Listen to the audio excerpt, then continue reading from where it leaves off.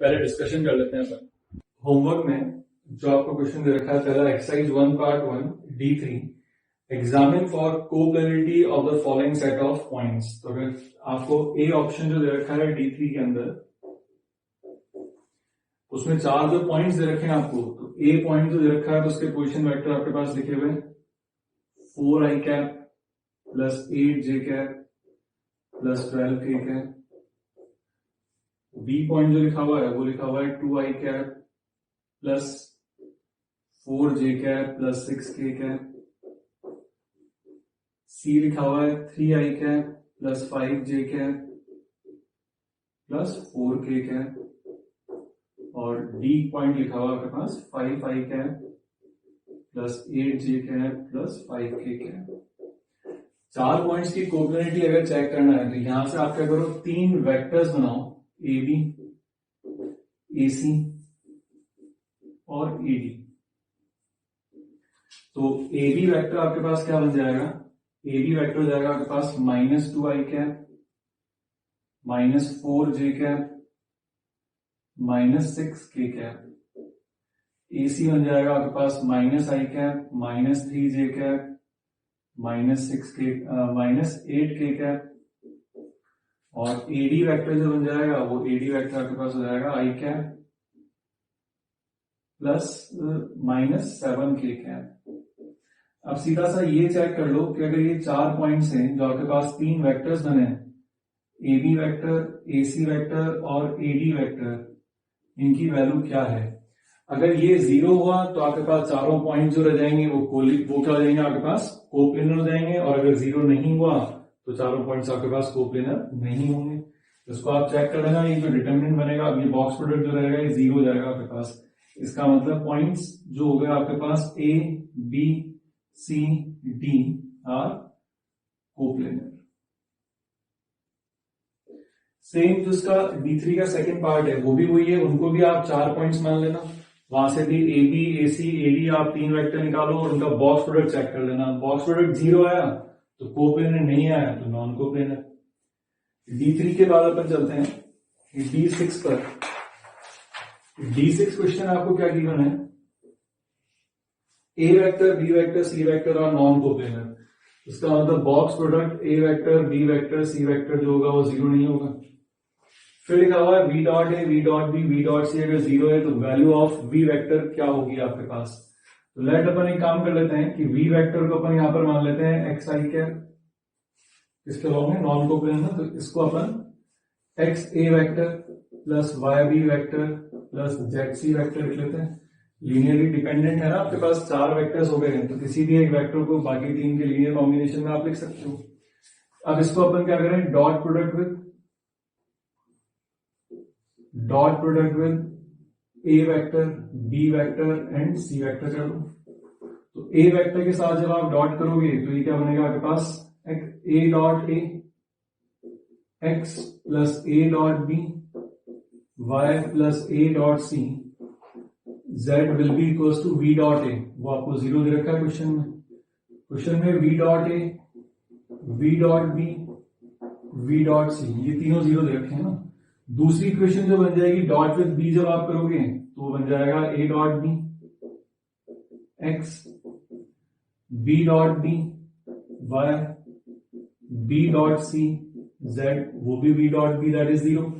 और तीसरी इक्वेशन जो आपके पास बनेगी c के साथ डॉट करने पर, वो बन जाएगी आपके पास सी के साथ डॉट करने पर C dot A X C dot B Y and C dot C Z equals to 0। अच्छा आप ढंग से देख लो, ये जो आपके पास एक्स वाई जेड की फॉर्म में 3 इक्वेशन है, तो अपने को एक्चुअली एक्स वाई जेड की वैल्यू ही तो निकालनी है ताकि वी वेक्टर मिल जाए। तो देखा जाए तो ये 3 आपके पास होमोजीनियस इक्वेशंस हो गई। अब होमोजेनियस इक्वेशंस हो गई तो बाय क्रैमर्स रूल अपन चेक करें तो यहां पे सिर्फ आपको डी चेक करना है। तो डी क्या बना आपके पास, A dot B A dot C, ऐसी वैल्यू आएगी। तो ये एक्चुअली क्या होता है आपके पास, बॉक्स ए बी सी का होल स्क्वायर, जो कि आपके पास क्या होगा, 0 नहीं होगा। इसका क्या मतलब हुआ कि डी अगर 0 नहीं हुआ तो होमोजीनियस इक्वेशन में आपको मिल क्या गया, D is not equal to 0। This implies आपके पास सॉल्यूशन क्या होंगे, ट्रिवियल सॉल्यूशंस। और ट्रिवियल सॉल्यूशन का मतलब क्या होता है, सीधा सा x y z जो भी वेरिएबल्स हैं सब जीरो हो गए। तो जैसे अगर x y z अगर जीरो हुए तो जो v वेक्टर आपके पास बन गया वो v वेक्टर आपके पास क्या बन जाएगा, नल वेक्टर। तो ये इसका आंसर हो गया। D6 के बाद नेक्स्ट जो क्वेश्चन है आपको दे रखा है होमवर्क में वो है D10। D10 क्वेश्चन में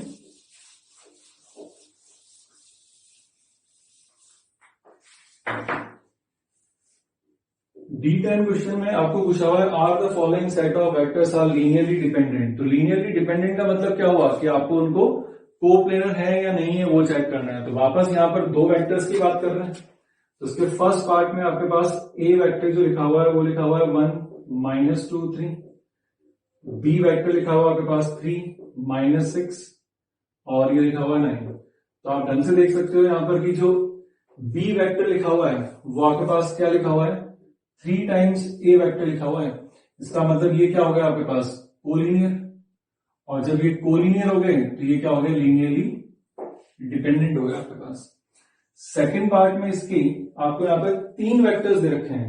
अब ये 3 वेक्टर्स जो दे रखे हैं तो उन 3 वेक्टर्स लीनियरली डिपेंडेंट है या नहीं है, तो आपको क्या करना पड़ेगा, उनका बॉक्स प्रोडक्ट चेक करना पड़ेगा। Box product A B C वो निकालना पड़ेगा। Box product A B C आ जाएगा आपके पास -2 0 -4 1 -2 -1 1 -4 3। इसको जब आप चेक करोगे तो ये आपके पास 0 नहीं आएगा। इसका मतलब ये क्या होगा आपके पास, नॉन कोप्लेनर। और नॉन कोप्लेनर का मतलब क्या होता है आपके पास, linearly independent set of vectors. ठीक है, D10 then D11। D11 question के अंदर वापस आपको वही चीज पूछा हुआ है कि x की वैल्यू निकालो so that vector a vector b vector c vector are linearly dependent. तो since a vector b vector c vector are linearly dependent, this implies they are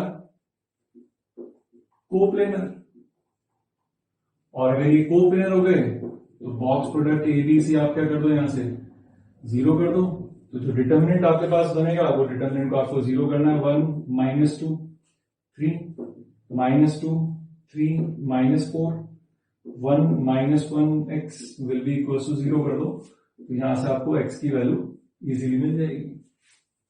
exercise 1 part 2 इसका क्वेश्चन नंबर 8 B8 जो है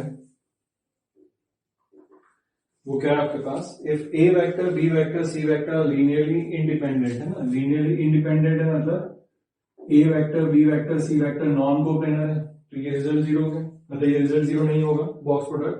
then which of the following set is linearly dependent, मतलब box product किसका 0 होगा वो check करना है। तो ए ऑप्शन लिखा हुआ है a plus B plus C plus A. ये अपने को पता है ट्वाइस ऑफ एबीसी होता है, ए vector B vector C vector, तो ये 0 नहीं होगा। बी ऑप्शन की बात करें तो लिखा हुआ है इसका box product a minus B minus C minus A. ये आपके पास 0 होता है तो इसका मतलब ये आपके पास लीनियर डिपेंडेंट हो गया। सी की अपन बात करें तो लिखा हुआ है a cross B cross C cross A. तो ये वैल्यू होती है आपके पास बॉक्स ए बी सी का होल स्क्वायर। ये अपन ने VTP जब पढ़ा है उस टाइम पढ़ा था, तो which is again not equal to 0। D option की बात करें तो वहां पे जो बॉक्स प्रोडक्ट आपके पास बनेगा वो क्या बन जाएगा, डिटर्मिनेंट ऑफ 1 2 3 0 1 -1 1 0 1। बॉक्स प्रोडक्ट यहां पे आ जाएगा आपके पास ABC। इसको जब आप कैलकुलेट करोगे तो ये डिटर्मिनेंट भी 0 नहीं आएगा और ये 0 है नहीं, जिसका मतलब this is also not equal to 0। तो ये क्या हो गया वापस आपके पास लीनियरली, ये तो तीनों लीनियरली इंडिपेंडेंट हो गए, एक ही है जो लीनियरली डिपेंडेंट हो रहा है मतलब कोप्लेनर। तो इसका आंसर बी ऑप्शन हो जाएगा। नेक्स्ट क्वेश्चन D9 पे चलते हैं। D9 में दे रखा है ए vector B vector C vector. तो ये 4 पॉइंट जो है उनके पोजीशन वेक्टर्स आपको A vector B vector C vector और डी वेक्टर दे रखे हैं। in the 3D space no 3 of A, B, C, D are collinear and satisfy the relation. क्या relation satisfy हो रहा है? 3A vector minus 2B vector plus C vector minus 2D vector will be equals to 0. अच्छा, एक condition अपन ने पढ़ी थी जो अपन ने टेस्ट मतलब कोप्लेनर होने के लिए 4 पॉइंट्स को कोप्लेनर होने के लिए कंडीशन चेक करी थी। तो एक तो कंडीशन क्या होती है कि अपन वहां से 4 पॉइंट से 3 वेक्टर बना लें, A B A C A D, उनका बॉक्स प्रोडक्ट चेक कर लें। नहीं तो 4 जो पॉइंट्स हैं उनका लीनियर कॉम्बिनेशन, मतलब x A vector plus y B vector plus z C vector plus W D vector, अगर ये आपके पास 0 लिखा हुआ है, जहां पर ये एक्स वाई जेड साइमल्टेनियसली 0 ना हो, लेकिन अगर X plus Y plus Z plus W अगर 0 हो जाता है तो अपन बोलते हैं कि points A B C D are coplanar. तो ऐसा ही कुछ अगर इस क्वेश्चन में अगर अपन देखें तो यहां से आपको देख लो वही कंडीशन मिलने वाली है। तो वो कंडीशन आपके पास क्या हो रही है, जैसे यहां पर अगर मैं ऐड करूं एक्स की वैल्यू, जैसे इनको ऐड करूं 3 minus 2 plus 1 minus 2 will be equal to 0 हो गया। ठीक है, इसमें एक्स वाई जेड डब्ल्यू को ऐड कर दिया तो 0 हो गया। इसका मतलब यहां से अपने को सीधा से क्या पता पड़ा कि points A B C D are coplanar. अब अगर ये कोप्लेनर है तो ए ऑप्शन सही हो गया आपके पास। ठीक है, और साथ में 4 points A B C D are linearly dependent, तो कोप्लेनर है तो ऑब्वियसली वो लीनियरली डिपेंडेंट भी होंगे। तो ए और सी डी ऑप्शन तो सही हो गए। इसमें पूछा हुआ विच of the following is incorrect. ठीक है, अब इनकरेक्ट के लिए अपने को बात करें तो यहां पर आपके पास ये तो दिख गया कि ये एक ही प्लेन में है। इसी रिलेशन को वापस लिखते हैं अपन, जो लिखा हुआ है 3A वेक्टर, क्योंकि आपके पास बाकी जो 2 पॉइंट बचे हैं, 2 जो ऑप्शंस बचे हुए हैं, उनमें बात करी जा रही है कि एक दूसरे को किसी ना किसी रेशियो में डिवाइड कर रहे हैं, तो वो चेक कर लेते हैं। तो यहां से बन जाएगा 3A vector plus C vector will be equals to 2B vector plus 2D vector, इसको डिवाइड बाय 4 कर दो तो 3A vector plus C vector by 4 will be equals to B vector plus D vector by 2। अब यहां पे देखो रंग से आप, इसका मतलब ये डिवाइड तो कर रहे हैं, तो BD जो हो गया ना, ये B और ये D,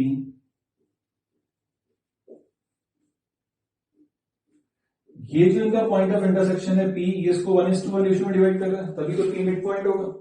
और AC की अगर बात करी जाए तो आपके पास A पॉइंट ये हो गया, A वेक्टर, C वेक्टर, तो ये किस रेशियो में डिवाइड कर रहा है 3A vector plus C vector, तो ये हो गया 3:1 रेशियो में हो गया। इसका मतलब बन गया आपके पास 3A vector plus 1 vector 1 into C vector divide bye 1 plus 3। इसका मतलब यहां से अगर अपन देखें तो आपके पास C ऑप्शन जो लिखा हुआ, the line joining AC divides the line segment BD in the ratio 1:1, सही है। AC BD को 1:1 रेशियो डिवाइड कर रहा है, तो C ऑप्शन सही है।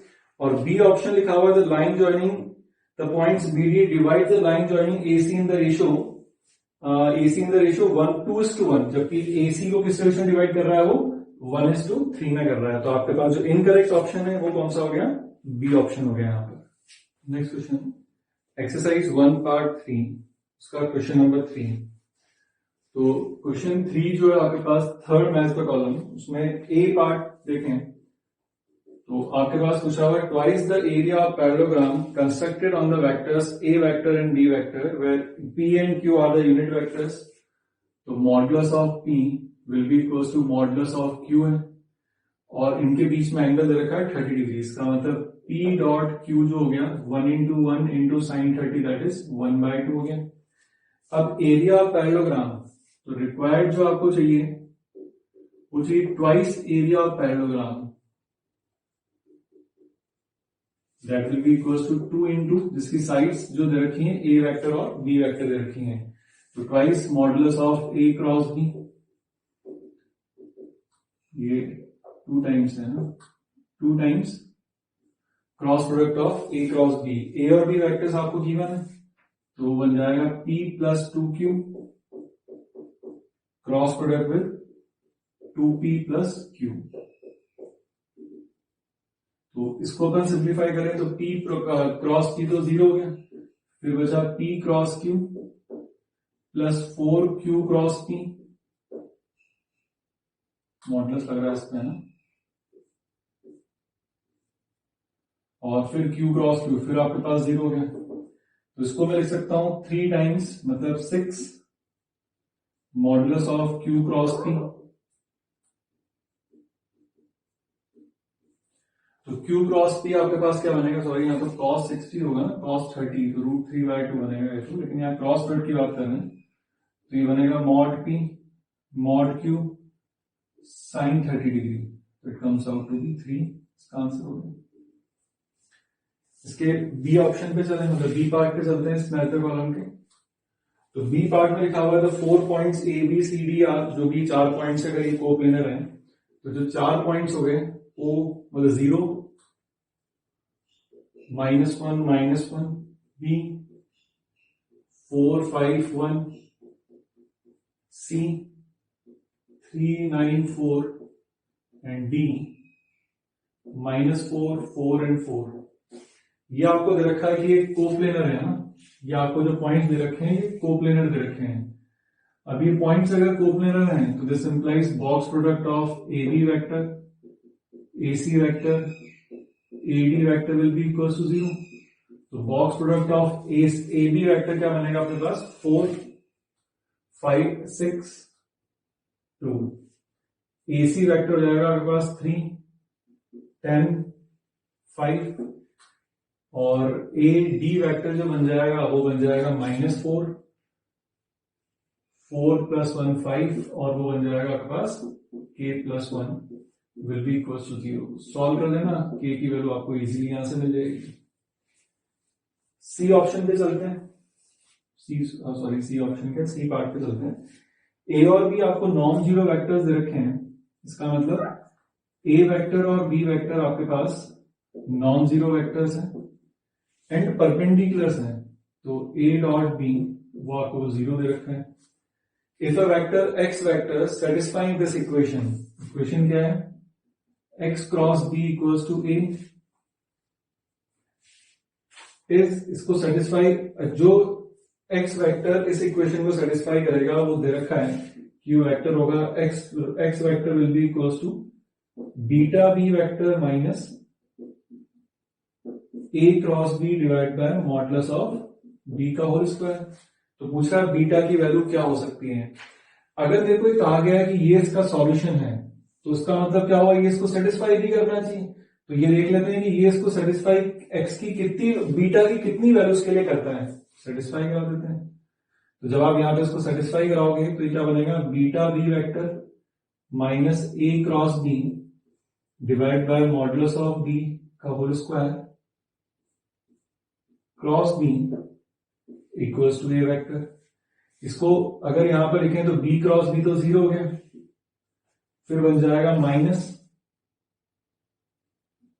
a cross b divide by modulus of b का whole square will be equals to, आपको क्या आना चाहिए, आपके पास a वेक्टर आना चाहिए।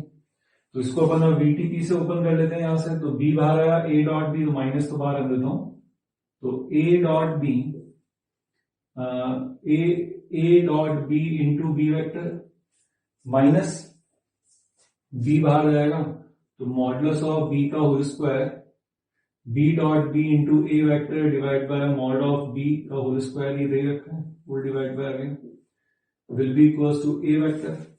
क्वेश्चन में आपको दे रखा है कि ए डॉट बी, ए और बी परपेंडिकुलर हैं, तो ये तो वैसे ही 0 हो गया, माइनस माइनस प्लस ये इससे डिवाइड करेंगे, तो this implies A vector equals to A vector. इसका क्या मतलब हुआ कि बीटा की कोई भी वैल्यू आप रख दो यहां पर, वो वैसे भी यहां पर beta B vector into B जब आप क्रॉस करोगे तो वैसे ही 0 होना ही होना है। इसका मतलब सीधा सा मैं बोल सकता हूं कि beta belongs to any real number. तो चारों option A B C D चारों इसके क्या हो जाएंगे, आंसर हो जाएंगे। पी क्यू आर एस के आंसर मिल जाएंगे आपको। इसके डी पार्ट पे चलते हैं, क्वेश्चन 3 का डी पार्ट।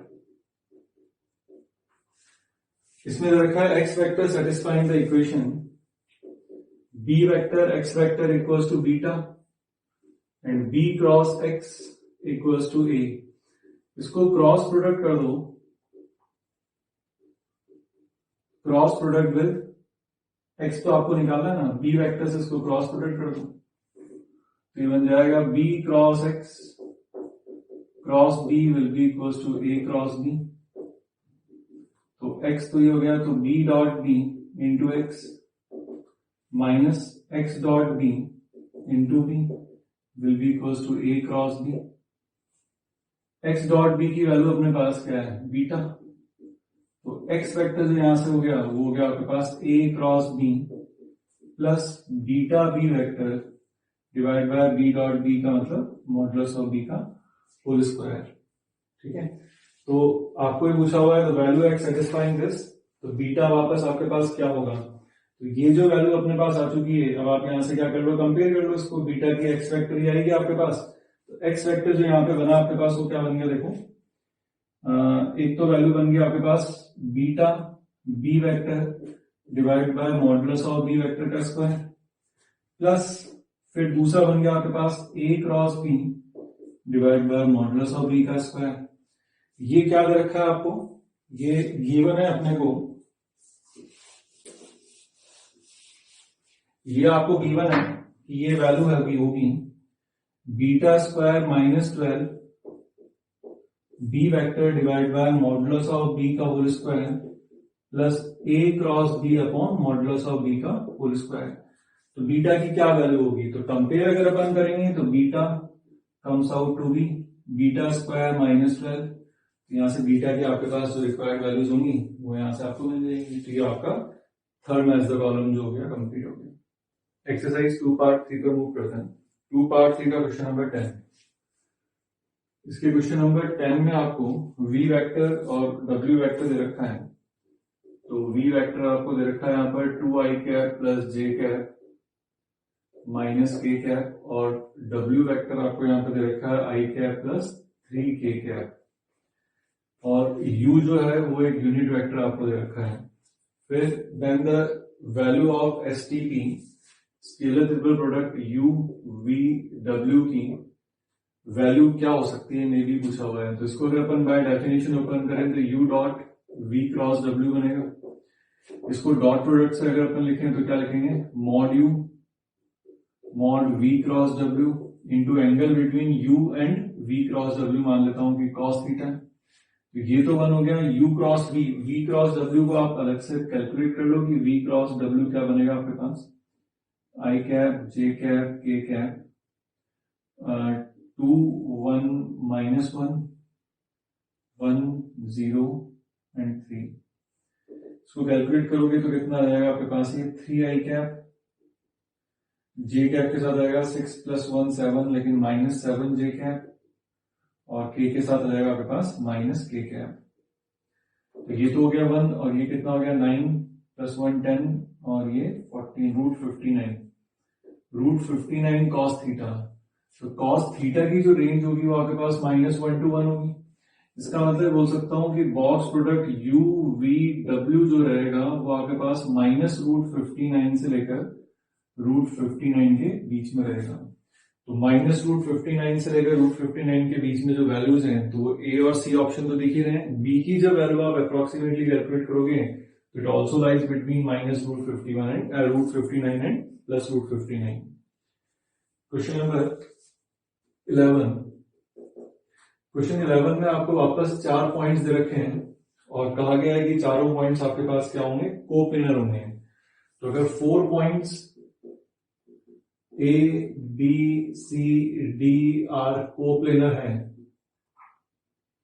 तो then box product AB vector AC vector AD vector जो रहेगा वो 0 रहना चाहिए।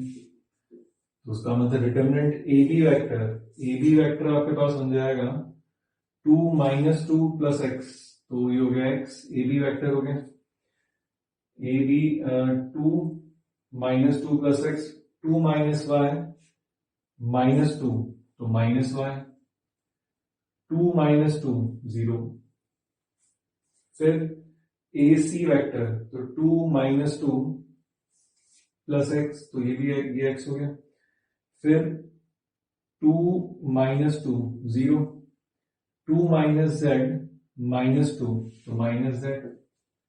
AD वेक्टर 1 माइनस 2, तो ये बन गया x माइनस 1, 1 माइनस 2 प्लस 1, तो 1 minus 2 minus 1 plus x, 1 minus 2 minus 1 and 1 minus 2 is again minus 1। इसको आप जीरो कर दो और सिंप्लीफाई करोगे तो आपको चेक कर लेना ऑप्शन, जो भी आपको आंसर मिल जाएगा वो आपके पास इसका आंसर हो जाएगा। Now after discussion we will move on to theory part. Next theory पे अपन मूव करते हैं। लाइन की इक्वेशन अपन किस तरीके से लिख सकते हैं वो लिखते हैं अपन। तो equation of line in various forms, सबसे पहली जो आपके पास फॉर्म है तो वो एक्चुअली देखा जाए तो 3D के अंदर या स्पेस के अंदर लाइन आई कहां से है। जब आपके पास कोई भी दो प्लेन, जैसे एक प्लेन तो मान लो रस्टर हो गया, एक प्लेन मान लो मेरा ये वाला हो गया, ये दो प्लेन जहां पे इंटरसेक्ट करेंगे, जैसे दो प्लेन यहां पे इंटरसेक्ट करें तो ये वाली लाइन मिली आपको, एक प्लेन ये हो गया और एक प्लेन ये हो गया, तो जहां पर ये दो प्लेन इंटरसेक्ट करेंगे वहीं पर क्या मिलेगी आपको, एक लाइन मिलेगी। तो एक्चुअली 3D के अंदर आपके पास लाइन जो दी जाती है वो क्या जाती है, it is the intersection of two planes. तो वही लिखा हुआ है, a straight line in space is characterized by the intersection of two planes which are not parallel and therefore the equation of line is the solution of two planes। अब ये अपन ने plane पढ़ा नहीं है, लेकिन प्लेन की equation जो रहती है वो आपके पास इस फॉर्म में होती है, ax plus by plus ez plus d की फॉर्म में प्लेन होती है। तो दो प्लेन के इंटरसेक्शन से जो लाइन मिल रही है वही अपने पास 3D के अंदर एक लाइन की फॉर्म कहलाती है। तो कभी भी अब आपको ऐसा लिखा दिख जाए कि equation of line is followed by two planes, इसका मतलब दोनों प्लेन के इंटरसेक्शन से जो लाइन मिल रही है उसकी बात करी जा रही है। और इस फॉर्म में जब भी आपको लाइन की इक्वेशन गिवन होगी, किस फॉर्म में, इक्वेशन ऑफ लाइन इज करके दो प्लेन दे दी जाए, तो वो फॉर्म आपके पास क्या कहलाती है, नॉन सिमेट्रिकल फॉर्म कहलाती है आपके पास प्लेन की। इसको अपन डिटेल में दोबारा पढ़ेंगे जब अपन प्लेन पर पहुंच जाएंगे। अभी अपन जो बाकी काम करेंगे तो अपन जो सेकंड जो टाइप की पढ़ रहे हैं और भी जो पढ़ेंगे उन पे ध्यान दें। तो ये अभी आप ध्यान रखो कि अगर आपके पास दो प्लेन के इंटरसेक्शन से लाइन मिलती है, इसको बाकी डिटेल में अपन प्लेन पे जाके पढ़ेंगे। नेक्स्ट फॉर्म होती है vector equation of line passing through a fix point A, जिसका position vector A vector given है, and parallel to a vector B vector, किसी दूसरे वेक्टर बी वेक्टर के पैरेलल है, तो उसकी इक्वेशन हो जाएगी आपके पास R vector equals to A vector plus lambda times B vector. अब ये इक्वेशन क्या है, कैसे आती है, अपने को दे दिया कि ये तो लाइन होगी, इस लाइन के ऊपर कितने पॉइंट्स हो सकते हैं, इनफाइनाइट पॉइंट्स होंगे। उसमें से एक पॉइंट तो आपको गिवन है कि लाइन के ऊपर एक फिक्स पॉइंट तो दे रखा है जिसके पोजीशन वेक्टर हो गए ए वेक्टर। इस लाइन के ऊपर कोई भी एक वेरिएबल पॉइंट अपन पी मान लेते हैं जिसके पोजीशन वेक्टर में आर वेक्टर बोल देता हूं, ये आपके पास एक वेरिएबल पॉइंट है। और क्या कह रखा है कि लाइन एक वेक्टर के किसके है, पैरेलल है, जिसका बी वेक्टर दे रखा है। तो अब यहां से अगर ढंग से देखा जाए तो आपके पास ये तो एक लाइन होगी और एक ये बी वेक्टर जिसके पैरेलल है, तो अपन यहां से बोल सकते हैं ना कि एपी वेक्टर जो हो गया वो क्या हो गया, पैरेलल टू, तो अपन यहां से बोल सकते हैं since AP vector is parallel to B vector, तो therefore AP vector will be equals to lambda times B vector. This implies r vector minus a vector will be equals to lambda times b vector. This further implies r vector comes out to be a vector plus lambda times b vector. तो अब अपने पास यहां पर lambda जो रहेगा कोई भी real number हो सकता है। तो r जो है वो एक्चुअली क्या डिनोट कर रहा है, अगर आपसे कभी भी कहा जाए कि इस लाइन के ऊपर कोई भी पॉइंट लिखो, तो इस लाइन के ऊपर जो पॉइंट बनेगा वो a vector plus lambda times b बनेगा। देखो फॉर एग्जांपल मैं लैम्डा को अगर जीरो पुट कर देता हूं तो आर वेक्टर क्या आ जाएगा, ए वेक्टर, तो ए वेक्टर क्या, उस लाइन के ऊपर कोई ना कोई पॉइंट ही था। लैम्डा को 1 पुट कर दूंगा तो ए वेक्टर प्लस बी वेक्टर, उसके ऊपर कोई और दूसरा पॉइंट आ जाएगा। तो वेरियस जो पॉइंट्स होंगे वो लैम्डा की वैल्यू बदलती रहेगी, तो सारे पॉइंट्स आपके पास आते रहेंगे। तो इन जनरल स्ट्रेट लाइन की equation R vector equals to A vector plus lambda times B vector लिखी जा सकती है, जहां पे ए वेक्टर क्या है, वो फिक्स पॉइंट जहां से लाइन पास हो रही है, और लैम्डा क्या आपके पास कोई भी स्केलर होगा जो कि बदलता रहेगा, तो आपके पास उसके ऊपर पॉइंट्स आते रहेंगे। और बी वेक्टर क्या है, लाइन जिसके पैरेलल गिवन है अपने को। ये अपन ने वेक्टर फॉर्म में लिखी है, line passing through a point and parallel to a vector B vector. इसी को अपन कार्टेशियन फॉर्म में अगर अपन लिखें तो वो इक्वेशन किस तरीके की दिखेगी वो देखते हैं।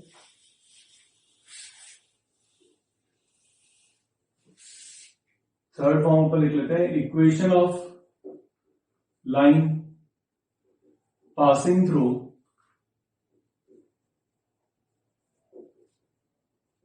passing through a fixed point A, इस बार पोजीशन वेक्टर के उसके कोऑर्डिनेट्स गिवन है x1, y1, z1 and parallel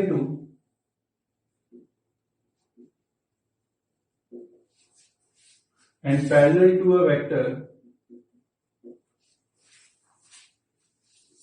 whose DRs are A, B, C is given by,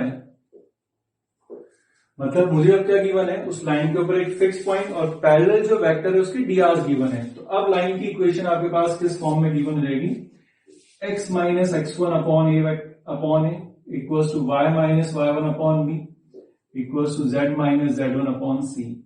तो ये जो इक्वेशन आपके पास लिखी हुई है ये आपके पास equation of straight line in Cartesian form कहलाती है। और कार्टेशियन फॉर्म में भी पर्टिकुलरली दिस लाइन, ये जो लाइन की इक्वेशन है ये आपके पास non symmetric equation of line जो होगी आपके पास ये symmetrical form of equation of line कहलाती है। ये symmetrical form of equation of line. देखो वेक्टर नहीं है, एक्स वाई की फॉर्म में लिखा हुआ है तो ऑब्वियसली इसे अपन कार्टेशियन फॉर्म तो बोलेंगे। ये कार्टेशियन फॉर्म है आपके पास इक्वेशन ऑफ लाइन की ना, कार्टेशियन फॉर्म। और कार्टेशियन फॉर्म तो वो भी थी जो जहां पे दो प्लेन इंटरसेक्ट कर रहे थे पिछले फर्स्ट वाले की, लेकिन वो नॉन सिमेट्रिकल फॉर्म थी और ये सिमेट्रिकल फॉर्म थी। अब सिमेट्रिकल फॉर्म अपन इसको क्यों बोल रहे हैं, क्योंकि यहां पर देखो जैसे आप लाइन को देखोगे ना, इसमें आपको ए बी सी जो डिनोमिनेटर में दिखेंगे वो पैरेलल वेक्टर के डीआर्स मिल जाएंगे, और x माइनस x1 ये x1 y1 z1 क्या हो जाएंगे, वो फिक्स पॉइंट जहां से लाइन क्या हो रही है, पास हो रही है। ये रिजल्ट कैसा है वो देखते हैं। अगर ये वेक्टर दे रखा है बी वेक्टर, मतलब मेरे को एक्चुअली इसके क्या दे रखे हैं, डीआर्स दे रखे हैं मुझे, तो डीआर से एक वेक्टर मिलता है ना आपको, तो बी वेक्टर बन जाएगा आपके पास a i cap plus b j cap plus c k cap.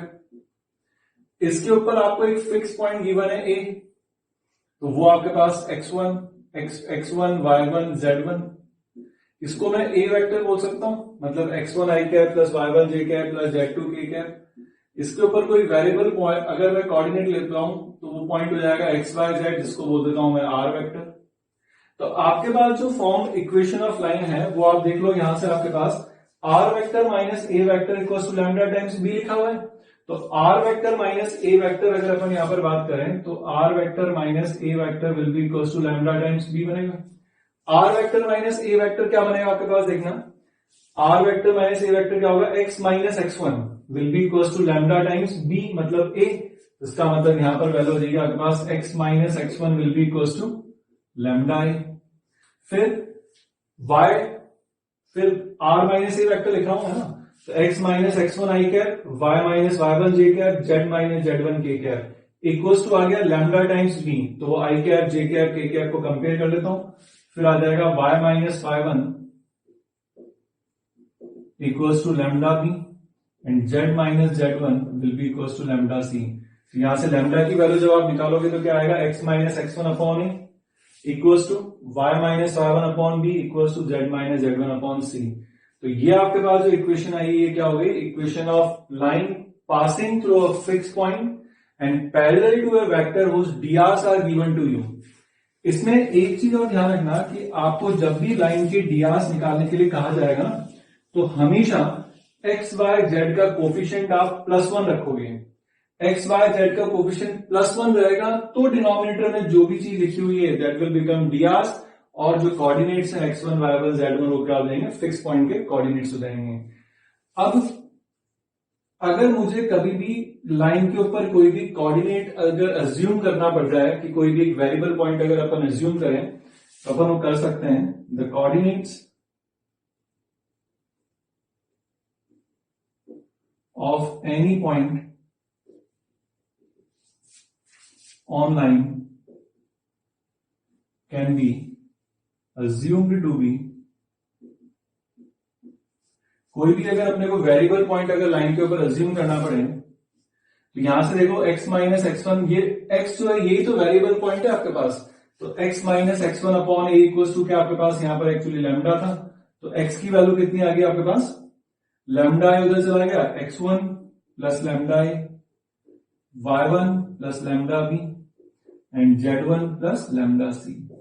तो कोई भी वेरिएबल पॉइंट अगर अपने को लाइन के ऊपर अज्यूम करना पड़े तो वो अज्यूम कर सकते हैं। x1 y1 z1 एक फिक्स पॉइंट है, a b c parallel vector के डीआर्स हैं, तो x1 plus lambda a, y1 plus lambda b and z1 plus lambda c उस लाइन के ऊपर पॉइंट आ जाएगा। ये कार्टेशियन फॉर्म में अज्यूम कराएं, और अगर पैरामेट्रिक फॉर्म में अज्यूम करना हो तो उसको डायरेक्ट आप a vector plus lambda times b vector लिख सकते हो, जहां पे लैम्डा आपके पास ऑब्वियसली क्या है, कोई भी रियल नंबर है जो कि कंडीशन गिवन होगी उसके अकॉर्डिंग आप वहां पर निकाल लोगे।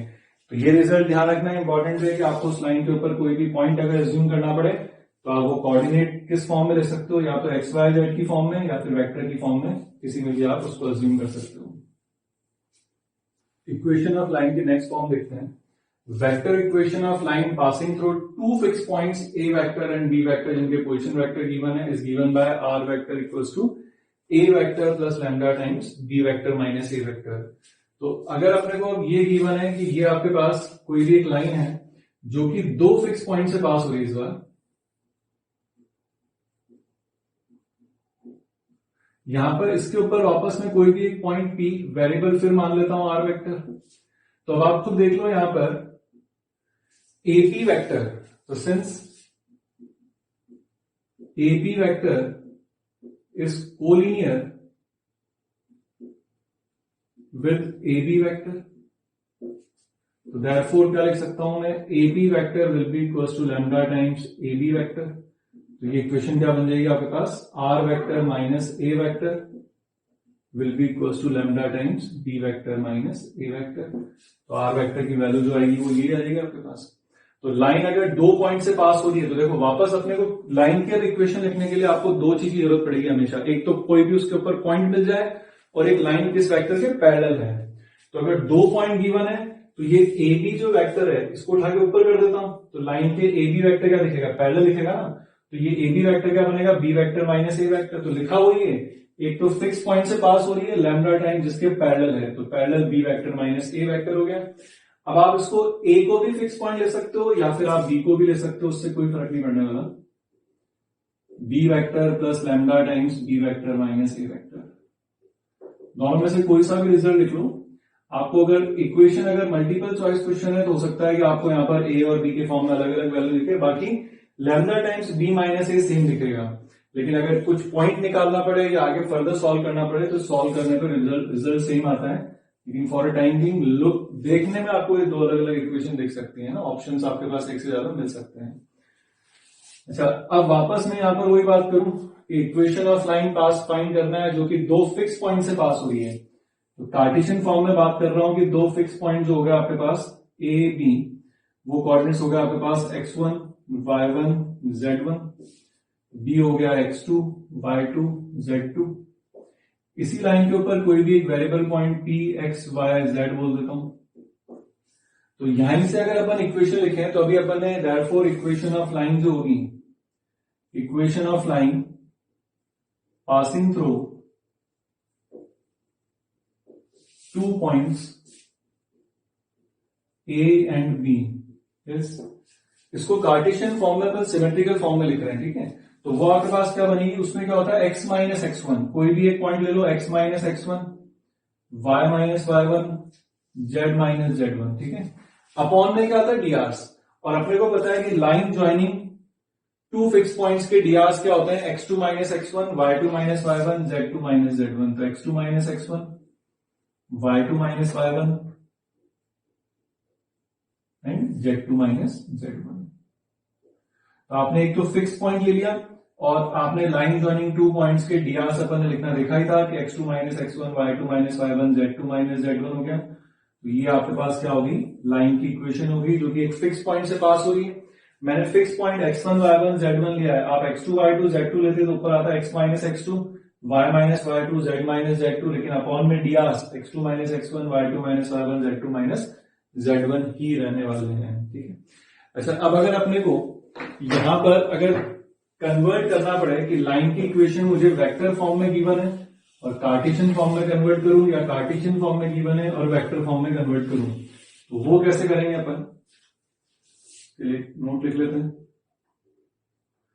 Reduction of equation of line from vector form to Cartesian form and vice वर्सा।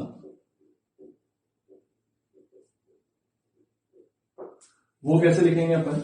अगर आप लाइन की इक्वेशन मुझे गिवन है, जैसे वेक्टर फॉर्म में लिख लेते हैं। जैसे अगर वेक्टर फॉर्म में गिवन है आर वेक्टर इक्वल्स टू क्या होता है? ए vector plus lambda times B vector. तो वो बनेगा ए वेक्टर, तो उसके ऊपर पॉइंट होगा तो x I cap plus y1 j cap plus z1 k cap plus lambda times b r, that is जिसके पैरेलल है ए वेक्टर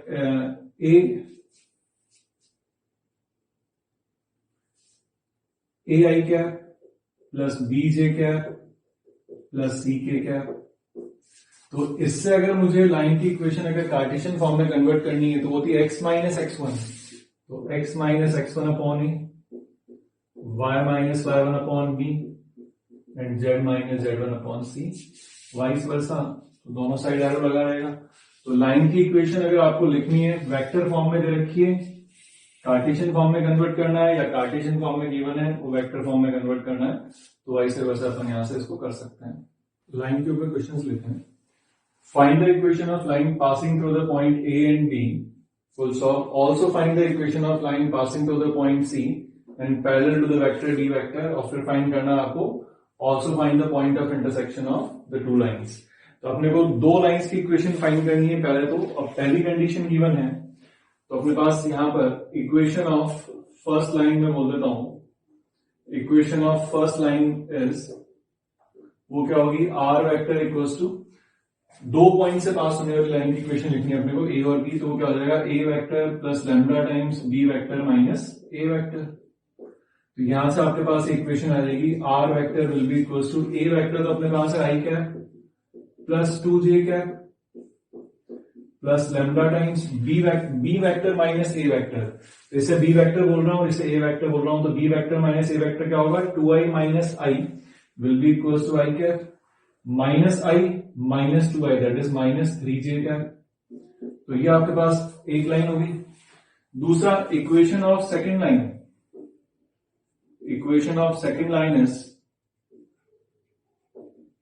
वो क्या होगी आपके पास? आर वेक्टर इक्वल्स टू, अब लाइन पास होगी है सी पॉइंट से, तो उसको मैं सी वेक्टर बोल देता हूं, plus mu times, lambda variable अपन ने ले लिया, आप म्यू ले लेते हैं, म्यू टाइम्स आपके पास क्या होगा? डी वेक्टर, क्योंकि जिसके लाइन पैरेलल है इस बार आपको वो गिवन है। तो यहां से लाइन की इक्वेशन आ जाएगी r vector equals to c vector हो गया आपके पास minus i cap plus j cap plus mu times d vector लिखा हुआ i cap plus j cap.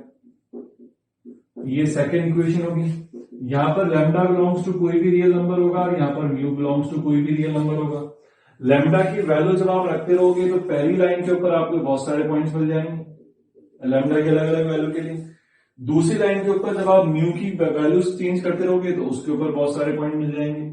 लेकिन जब दोनों लाइंस अगर इंटरसेक्ट कर रही है तो उसका अंदर लैम्डा और म्यू की कोई एक ऐसी वैल्यू होगी जिसके लिए ये दोनों क्या हो जाए आपके पास? बराबर हो जाए, और वही आपको पॉइंट ऑफ इंटरसेक्शन दोनों लाइंस के लिए कैलकुलेट करना है। तो देयरफॉर फ्रॉम 1 into,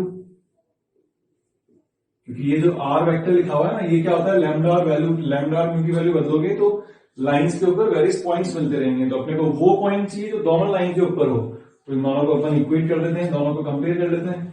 तो आई कैप का यहाँ पे कोफिशिएंट है 1 plus lambda will be equals to क्या लिखा हुआ है? -1 प्लस म्यू। एंड दूसरा आपके पास अगर जे कैप को कंपेयर करता हूं तो वो लिखा हुआ है 2 -3 lambda will be equals to 1 plus mu, ये लिखा हुआ है। अब अगर अपन यहां से कोई सा भी एक वेरिएबल अगर अपन निकाल लें यहां से जो इजीली कैलकुलेट हो जाए, अपन ने यहां पर आई कंपेयर करा तो 1 plus lambda equals to -1 plus mu, और जे के लिए कंपेयर करा तो 2i minus 3 lambda will be equals to 1 plus mu. तो दोनों इक्वेशन को अपन यहां पे सेपरेट कर देते हैं।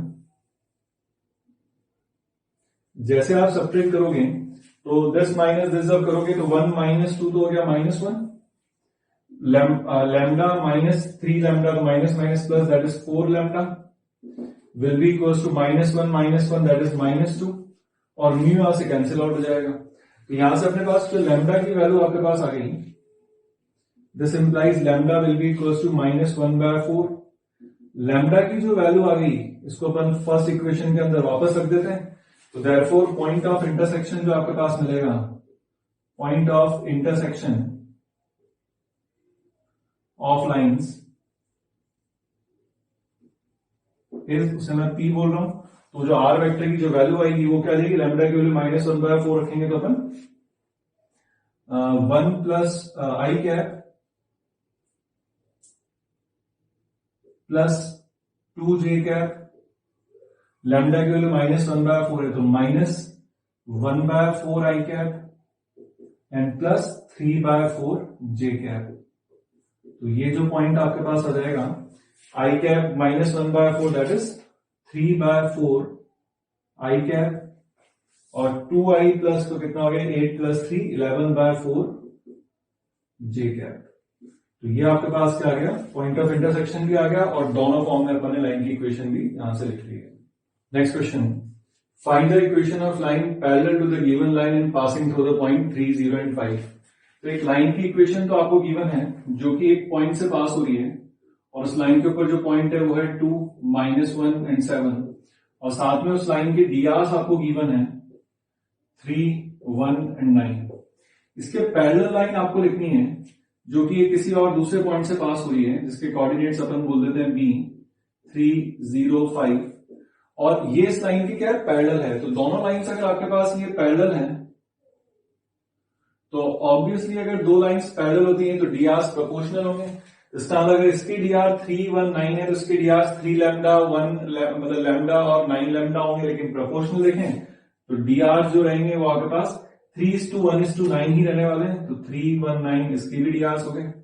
अब लाइन के ऊपर पॉइंट मिल गया और डीआर पता है, तो therefore equation of required line जो आपके पास होगी, equation of required line is x minus 3 by 3 y minus 0/1 will be equals to z minus 5/9। ये इसका आंसर हो गया। तो अगर गिवन लाइन पे पैरेलल लाइन लिखनी है तो गिवन लाइन की डीआर्स ले लो और एक पॉइंट पता है, तो पॉइंट और डीआर्स की फॉर्म में अपन लाइन की इक्वेशन लिख सकते हैं सिमेट्रिकल फॉर्म में। नेक्स्ट क्वेश्चन है, find the coordinates of the points on the line this one which is at a distance of 3 units from the point 1, -2, 3। तो सबसे पहले तो अगर अपने को इस लाइन के ऊपर कोई भी पॉइंट अगर अज्यूम करना पड़े तो अपन यहाँ पे लेट सबसे पहले क्या करेंगे, इसको x - 1/2 will be equals to y + 2/3 will be equals to z - 6/3 will be equals to some lambda ले लो इसको आप। अब यहाँ पे आपके पास therefore coordinates of any point on the line, on this line can be taken as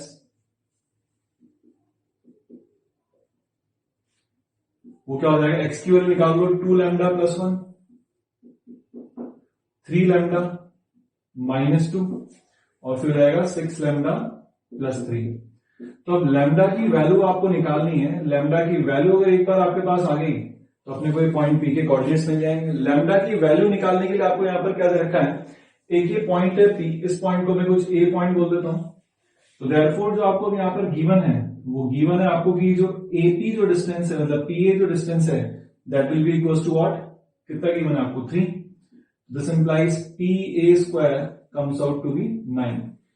PA² distance formula लगा लेते हैं अपन। ये कोऑर्डिनेट्स आपको गिवन है तो 2 lambda + lambda - lambda that is 4 लैम्डा² प्लस 9 लैम्डा² प्लस 36 लैम्डा² विल बी इक्वल्स टू 9। तो ये हो गया अपने पास कितना 40, 49। तो lambda comes out to be ±3/7। ये जो वैल्यू आई है इसको इस फर्स्ट में रख दो, तो देयरफॉर जो पॉइंट पी आपको चाहिए वो मिल जाएगा आपको प्लस माइनस, मतलब एक बार पॉजिटिव ले लो तो 6/7 + 1, 9/7 -2 और 18/7 + 3।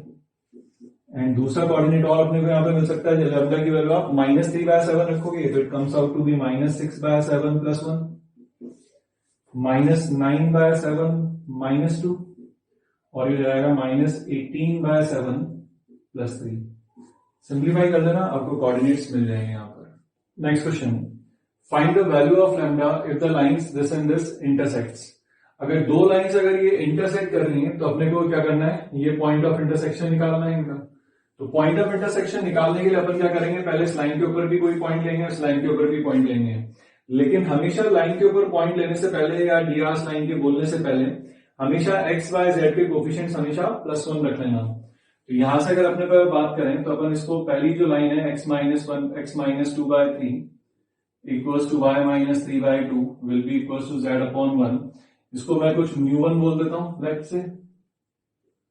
और जो दूसरी लाइन है ये देखिए हो जाएगी x minus 3/1 y minus 2/-1 and z minus λ/3, इसको लेट से मैं μ2 बोल देता हूं। तो इस लाइन के ऊपर कोई भी पॉइंट अगर मेरे को लेना है तो वो एनी पॉइंट जो इस लाइन के ऊपर हो जाएगा आपके पास, उसको p बोल देता हूं। तो वो पॉइंट, वो क्या पॉइंट होगा आपके पास, 3 μ1 + 2, फिर यहां से हो जाएगा आपके पास वो 2 μ1 + 3 एंड तीसरा z हो जाएगा आपके पास μ1।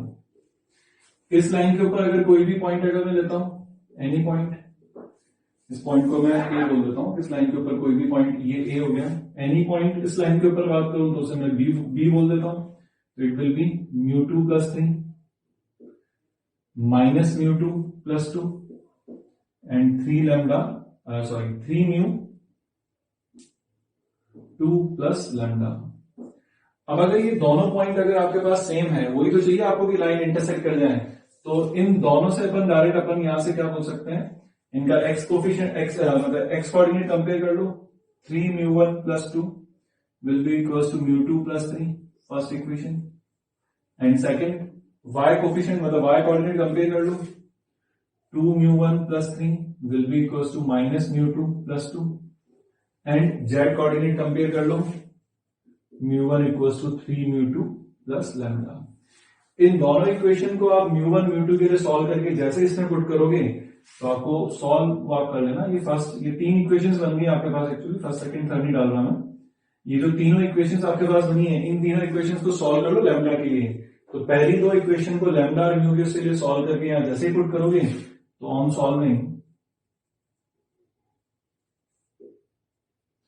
Lambda comes out to be 3।